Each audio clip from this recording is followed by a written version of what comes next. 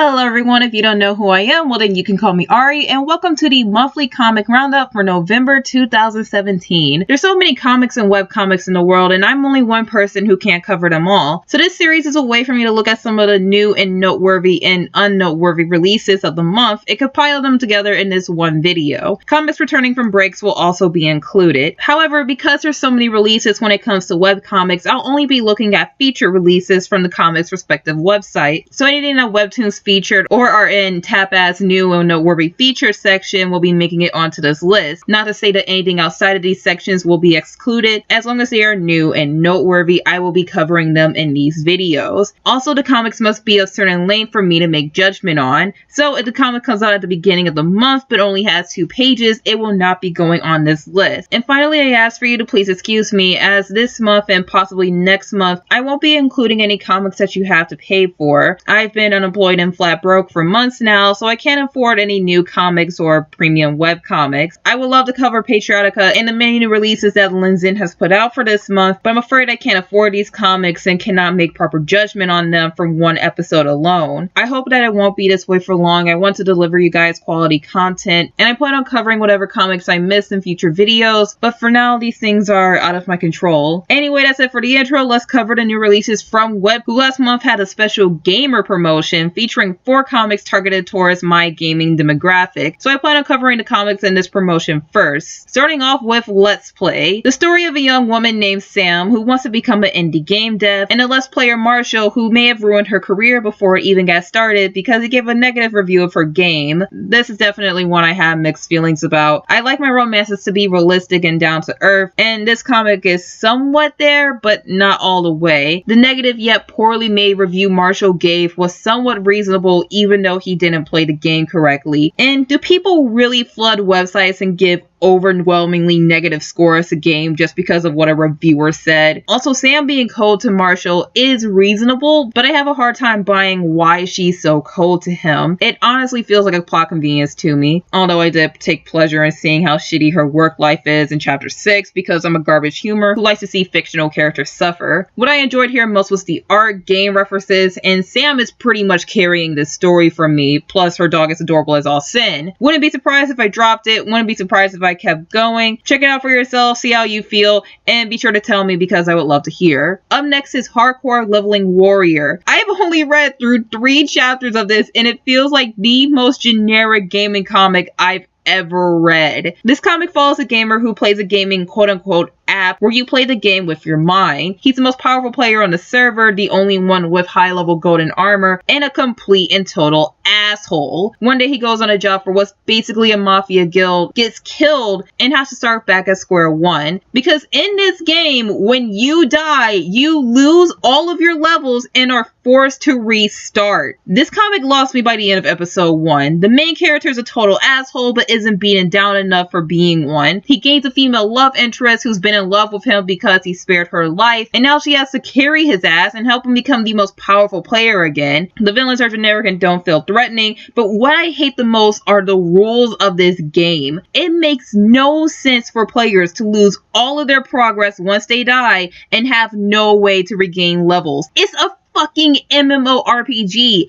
Everyone dies. And I know there are games with hardcore modes or are built around the hardcore mechanic. The game Let It Die is a free-to-play hack and slash where once your character dies after a certain level, you continue with a new one and grind your way through levels in order to revive your best character or have to pay actual money, which brings the game down greatly because it's free to play until you hit a paywall after level 10. The game in this comic says, oh hey, you died, fuck you, start over. I don't need any more gaming media made by people who A, doesn't understand how gaming works, or B, completely ditches the rules of gaming just for plot convenience. This is the reason why SAO is coming back for a 3rd season next year, and I hate everyone who helped make that possible. So yeah, this comic is pretty boring and generic, and you're not missing anything by skipping it either. Okay, so after the fucking nightmare that was Hardcore Leveling Warrior, I read Brothers Bond. The description on Webtoons reads, an exiled prince and his 2 blind samurai protectors set out on a journey to reclaim their kingdom from demonic forces. However, as the time of this recording, we are 5 chapters in, and that hasn't happened yet. Right now, the comic is setting itself up for what's to come as we focus on our main male lead's childhood and learning how their kingdom will be destroyed. And the first 4 chapters are nothing to really gawk at story-wise, but I stuck around for the lore, how faithful the comic is to ancient Japan, and to see how the world is going to go to shit. But the real selling point of this comic is how it's fully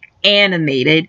That's right, animated. There are moving characters and sets, along with special and sound effects and 3D artwork, all of which are expertly done by artist and animator Ryan Benjamin, who is a professional comic artist that worked at Marvel and DC and was a senior artist at Sony Animation. And the writer Kevin is both an actor who you may have heard as the voice of Black Beetle in Young Justice, and has also worked at Marvel and DC. The amount of work that has gone into this comic shows that it's truly a passion project and a labor of love. And although it isn't the best right now with a slow pace, episode 5 really picks up the speed, and I'm sure this comic is going to be rather entertaining once the kingdom crumbles and the true plot kicks in. And if not, the animation and amount of hard work that was put into this comic will more than likely keep me coming back. So check this out and show the people working on this some love, because they really deserve it. Fair warning, I recommend that you read this on Webtoon's mobile app, because the animations work much smoothly on there than the website. Although I've encountered a glitch or two making me switch to the desktop site, my reading experience was more than pleasant nevertheless. And the last comic feature in this promotion was 1000. This comic is set in modern day, but we share the world with zombies, dragons, vampires, and other fantastic and mythical creatures. Our main character was once a god who took the form of a dragon, but after growing very cruel, he commits crimes against nature and is stripped of his powers and title, becoming mortal. The only way that he can gain his godhood back is by helping humanity and committing 1000 acts of penitence with the help of his ragtag team of underground heroes. I found this comic to be quite enjoyable. The art and the art style is well done. The character designs are attractive enough and get across who these people are. And this comic also has music, which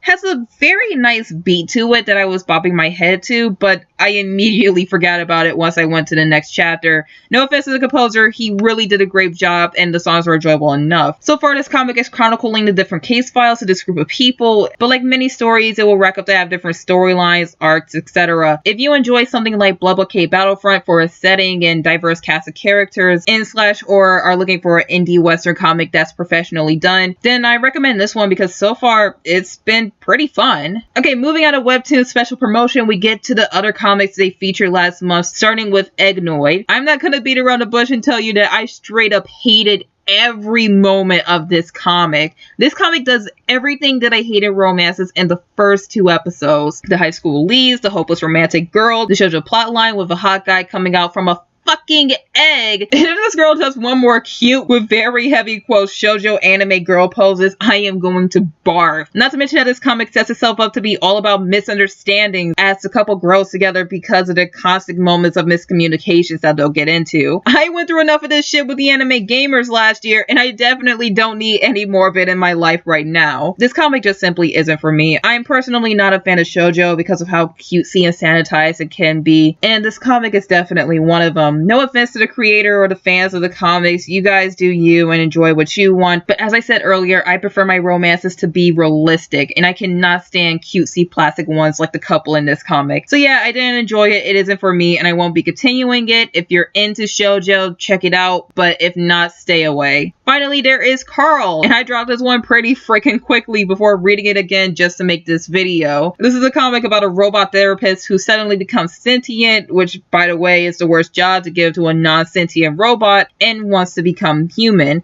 But his father, an old scientist, doesn't want him to develop feelings and tries to stop him because it would corrupt the project that he's working on and destroy the reason why Carl was made. Once again, this comic definitely isn't for me. Reason being is because I don't think it's dark enough. It tries to be from time to time, but A, isn't humorous enough for me, and B, that's because it doesn't go all the way. It isn't just the jokes that suffer from this comic's lack in dark tone, but also the plot. I thought Carl's dad was pretty freaking evil and a total piece of shit until chapter 9 where he's suddenly the good guy. So I know this is going to sound evil to some when I say this, but in order for me to really enjoy and recommend this comic, the robot needs to suffer more. After all, he's starting to feel emotions, but can't cramped because of the way he was made, and his patients don't like talking to him because he's a robot. Really beat Carl down so that when he comes out on top, it's rewarding to him and us, the reader. After all, what is life without experience, and what is experience without suffering and sorrow? So yeah, it really isn't for me. Check it out if you want, but I mostly recommend that you skip it. And that is all for webtoons for the month. Now we are moving on to Taptastic, or Tap Ass as I believe it's being called now. Starting off with Help Wanted, a premium comic that I don't really want to spend money on. 50% for the unappealing artwork and very unattractive character designs, mostly for the leading female characters who don't look very feminine at all, and the questionable anatomy for other characters as well. Second is how the prologue didn't interest me enough to continue the story. The comic describes itself as a story about a fresh college grad who finds a job as a living caretaker for an old home turned apartment building, but the house isn't any normal apartment building. Our main character will face eccentric tendencies, fall in love with her female boss, find a mystery or two, and so much more. I hate to judge, but when my pockets are this empty and I really had to watch my money, I'd rather not spend a few task coins on a comic that rubs me the wrong way this much. Let's just say that this comic appears to have elements that belong to certain comics made by a certain group of people that I unfortunately have to slog through and want to stay away from. So yeah, I'm not taking the risk of buying chapters, and even so, I'm never reading this comic again. Ultimately, I recommend that you skip this one. But what I definitely recommend that you check out is The Other Heroes by a creator that goes by the name of 12. This is a pretty humorous comic about a dorky guy who wants to make an honest living as a hero and the depressed teen that he saves from committing suicide by making him his sidekick. He has no powers, just his wits, if you can call them that, and nobody takes him seriously. Some thinks he's crazy, and it's funny to see him fail. But the main character's Saitama-esque attitude is what really makes this comic. He's a guy with his heart in the right place, and his super chill attitude is what keeps him from giving up. Also, this comic takes place in the modern day, so superheroes only exist in comics. But the main character doesn't care. He just wants to be a hero and save people, and that's pretty heartwarming, especially with how I personally see this comic going in the future with our duo. I recommend that you try it and see if you like it. The creator 12 has other works on the site, one of which appears to be the prequel of our main character's story about why he wants to become a hero. I haven't read it yet, but I definitely plan on it, and seriously check this out because this is a pretty funny comic. Next is The Boy Who Couldn't Fly, and all I can say about this comic is that it was fine. This comic is about a boy who lives in a village that was once very peaceful and prosperous, but now it is decaying. And a lot of people blame that on this boy because he was born during a storm and he cannot fly where everybody else can. So he spends most of his days trying to figure out how to fly and prove to people that he is not a curse like everybody says he is. There's nothing here that really leaves off the pages or impresses me. It's competently made and written, although the art can be pretty janky from time to time. Easy anatomy fixes here and there. But this comic definitely gives off a family-friendly Saturday morning cartoon vibe. And as someone who uses webcomics in order to get my little cousin to read from time to time, then this is one that I would definitely show her because she would enjoy it while I'm disconnected to it. It's harmless, it's fine, it's for kids, it's yet another comic that's not for me, so let's just move on to the final comic from Tap, The Little Princess and the Forest Spirit. This is yet another comic taking place in the ancient time period. This time the setting is China. The main character is of course a princess, one of many to be exact, and when she was young, her mother was badly injured in the forest while they were trying to flee spirits. They were saved by a large white fox spirit who she bargained with. If he forgave them for stepping into his forest and saved her mother, then she would give him something in return. And now that she's 16, he appears to come and claim what she owes him. And if you consume enough media and look at the cover, you can probably guess what that is. So far, this comic has over 40 pages, all of which I have somewhat enjoyed. The art is competent. The main character is likable with how she's content with her life, and although she prefers to make her own choices and marry who she wants when she wants, she doesn't rebel. Something that's refreshing to be with so many princess stories being about how they want more. And like I said, you can probably guess where the story is going. It's no The Ancient Magus' Bride. No, They Say I Was Born a King's Daughter. It's a fine, competently made princess love story. Check it out if you want, because personally I'm not going to be keeping up with it. And finally, we have the new releases from Linzen. Starting off with Star X Fanboy, a BL comic that has the most innocent and adorable art I have seen in a long time. Seriously, this art is cute as hell. You should read it just for the artwork alone. Anyway, this is a comic about a popular actor who just joined Twitter and the fanboy that follows him. But here the actor is taking form of a C-bot, a role player who tries to act like the character their account is personifying. terrifying. It's a first for him because he's just joined Twitter and is learning the ropes, and a first for the fanboy as his C-bot is his very first. The fanboy is deeply in love with the C-bot because of how true to character it is, not knowing that it's the actor, who is actually very kind and tries to support him from afar, as the fanboy is an aspiring actor in college. This is not a smutty yaoi, but an adorable as sin, innocent as hell BL comic. And as someone who loves smutty BL, it's nice to take a break and read some cute tooth-rotting fluff. And I hope it stays that way. And if you're into that, then I recommend it. Check it out. Up next is Masters of Masturbation. Do not buy this comic. This is about a single man in his late 30s who has a high position at his company and one of the female workers he oversees. But what this comic really is an ad for sex toys. I googled the product shown in the first issue and you can buy it on Amazon for $10. There's even a panel where the main character is climaxing and behind him are 5 stars and only 5-star Amazon reviews. You should not pay full price for an ad. Yes, sex ed is important. And yes, sex toys are fun. But just because this comic has a story and characters doesn't mean that you should stick around and pay money for a comic that with every chapter will show you a toy for males and females alike. What else do you expect from a comic made by a fucking company? There is a free webcomic that you can Google right now that purely focuses on sex ed and reviewing sex toys, and that comic is Oh Joy Sex Toy. Once again, this is a free webcomic made by a husband and wife duo that reviews sex toys for males and females alike and gives honest sex ed advice from themselves and from people more versatile in other subjects. If you're looking for a good sex toy or need info on whatever pertains to sex and sexuality, then read that comic instead. Fair warning, the comic does get really political from time to time. By that I mean everyone who's worked on the comic is liberal, so you will encounter info on there being more than 2 genders and other subjects that goes against basic science and biology, so watch out for that. Then there is My Starry Sky, another webcomic that I thought was kind of a fucking nightmare, but this time it's because it's once again not for me. Because once again, it has most everything that I hate in romances, high school characters, love at first sight, but the real turnoff is how the love interest is a total incomplete asshole, and the main character is head over heels for him and has been for 10 years, ever since they were kids. And because of this, I can't help but get pissed at the main character because he knows his crush is a dick and he wants to leave him, but love can make people do stupid things, and it really shows because I think this main character is a fucking idiot for wanting to still pursue this guy. And it's a damn shame because the prologue actually made me squeal when I thought this was gonna be a cute love story about a boy and his crush, but instead I get the I'm in love with my bully dynamic, and I'm really not into this kind of story and want to stay as far away from it as possible. If you're into that, check it out, but if not, then don't bother with this one. Okay, we're almost done here. Next is Unhinged, aka the comic from this month that makes me royally pissed that I don't have money because I can't read any more of it. This comic follows a woman whose entire life has been plagued with misfortune. She lived in poverty as a child but didn't care because she had her mother who was very kind but also sick and died one morning while holding her hand. When she gets her dream job, her husband was murdered the next day and she's sent to prison for 7 years because her fingerprints were found on the body and in her own fucking home. And when she gets out, she goes to visit the only friend she had in jail, only to find out that she committed suicide. And although she is very broken and distraught, she doesn't let that get to her because she's going to find out who murdered her husband. And when she goes to kill the man who might have done it, she finds 2 other men who have already done the job, and she teams up with them in order to get revenge. 4 episodes. 4.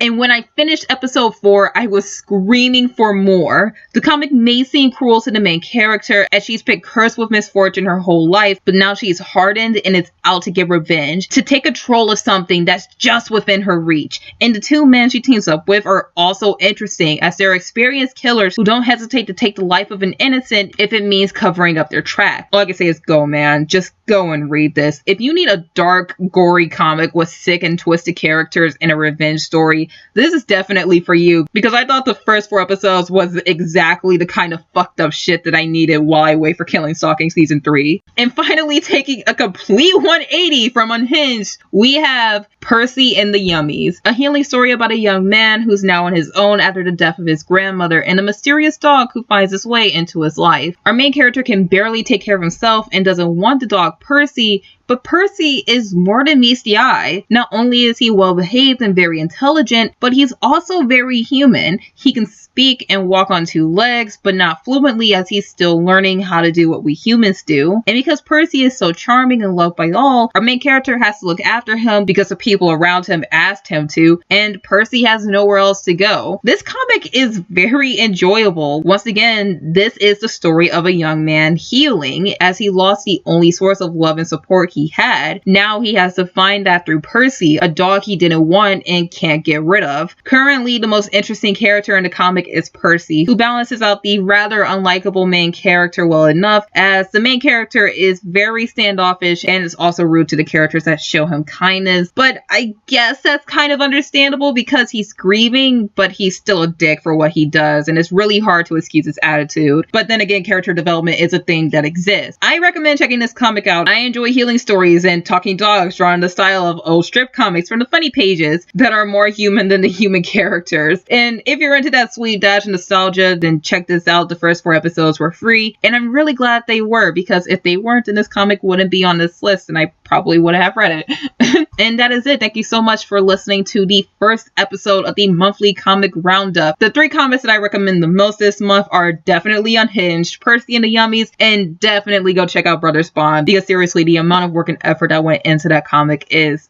so incredibly impressive, and you really should show the team behind it some love, with an honorable mention going out to the other heroes, which I really hope will update frequently because I have been craving for more ever since I finished reading it. But that being said, I will leave links to all of these comics in the description below. Please remember to tell me what you think about them, either in the comments or on Twitter at CallMeReNS, where you can follow me and talk to me. I'm a pretty okay person, I guess. But please do consider subscribing, and until next time, my name is Ari, and happy reading.